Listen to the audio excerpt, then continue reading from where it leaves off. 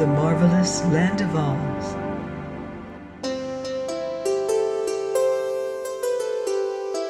I'm Martell, reading The Scarecrow of Oz by L. Frank Baum.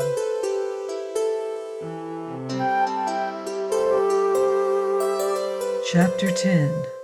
Pon the Gardener's Boy.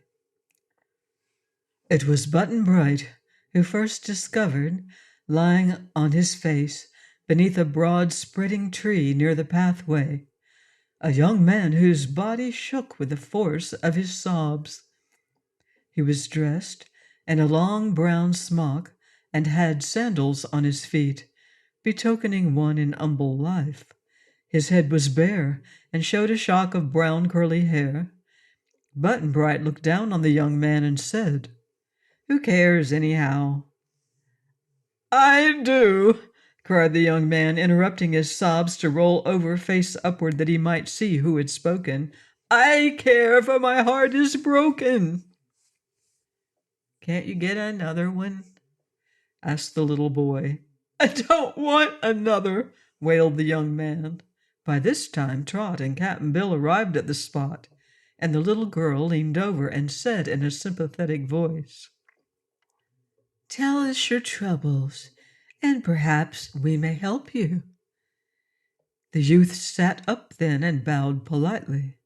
Afterward he got upon his feet, but still kept wringing his hands as he tried to choke down his sobs. Trot thought he was very brave to control such awful agony so well. "My name is Pon," he began. "I'm the gardener's boy."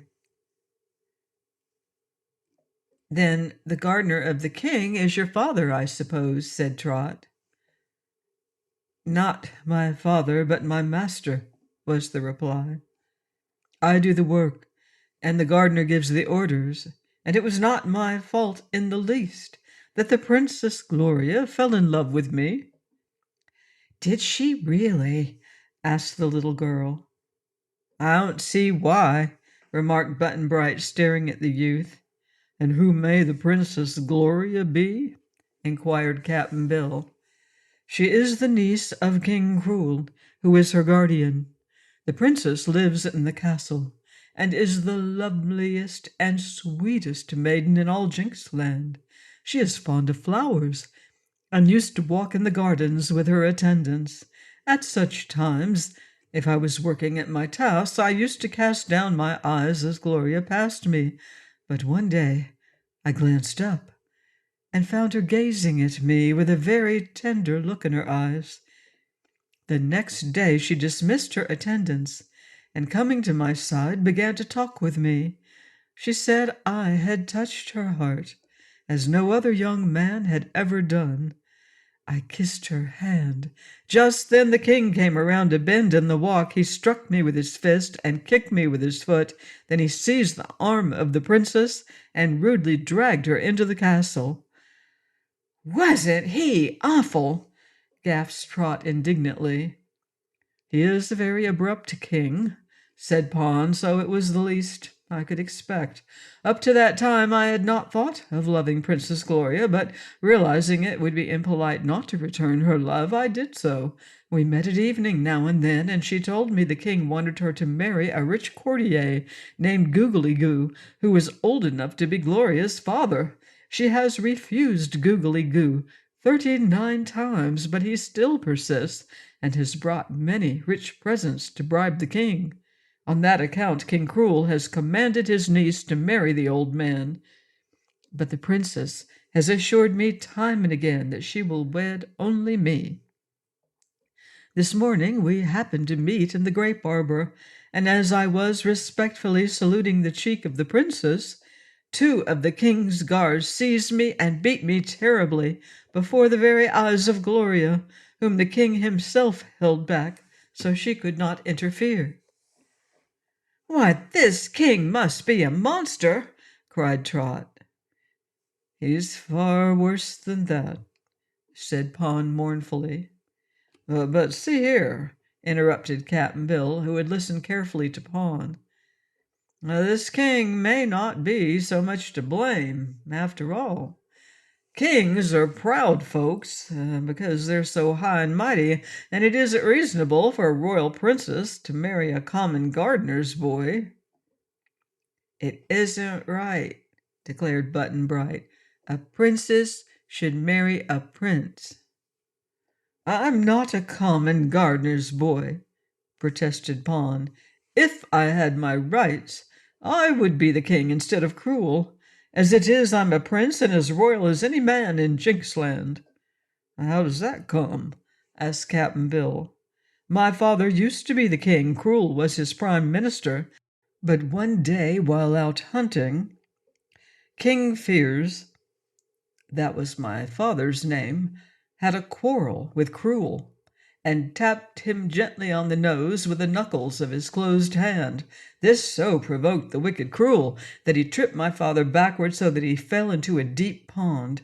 At once Cruel threw in a mass of heavy stones, which so weighted down my poor father that his body could not rise again to the surface.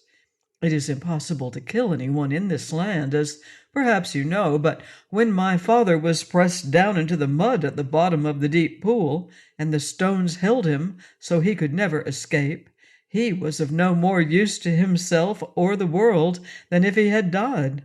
Knowing this, Cruel proclaimed himself king, taking possession of the royal castle and driving all my father's people out.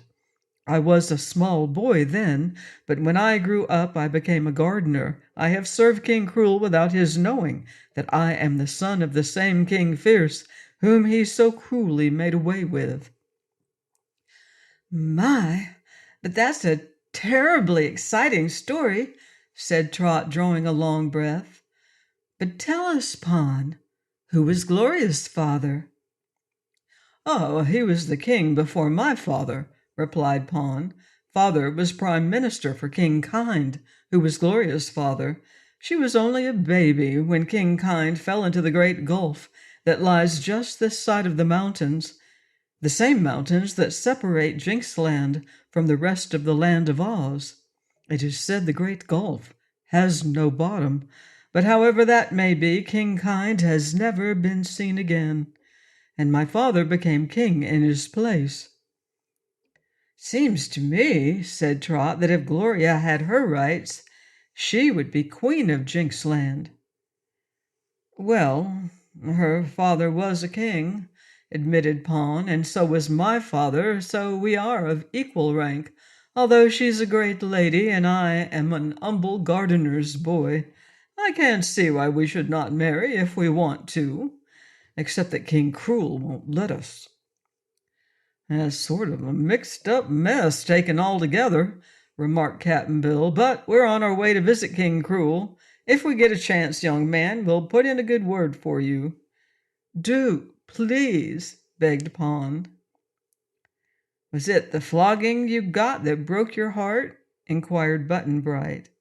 "Why, it helped to break it, of course," said Pon.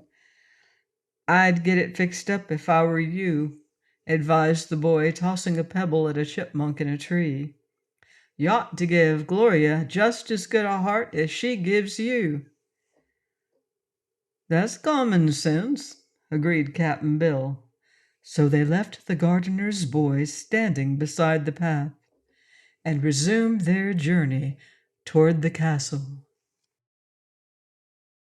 Please join me next time for more magical adventure in The Scarecrow of Oz by L. Frank Baum. Goodbye for now. See you in Oz.